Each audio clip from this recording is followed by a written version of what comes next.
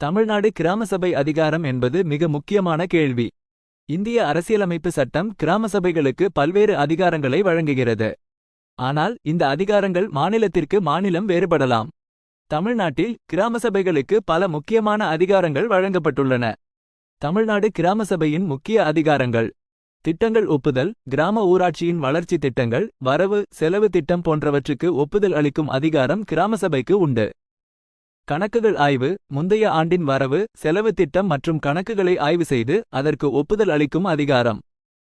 பரிந்துரைகள் வழங்குதல், கிராம ஊராட்சியின் செயல்பாடுகள் குறித்து பரிந்துரைகள் வழங்கும் அதிகாரம். மக்கள் பிரச்சினைகள் விவாதித்தல், கிராம மக்களின் பிரச்சினைகள் தேவைகள் குறித்து விவாதித்து அதற்கான தீர்வுகள் கண்டுபிடிப்பது.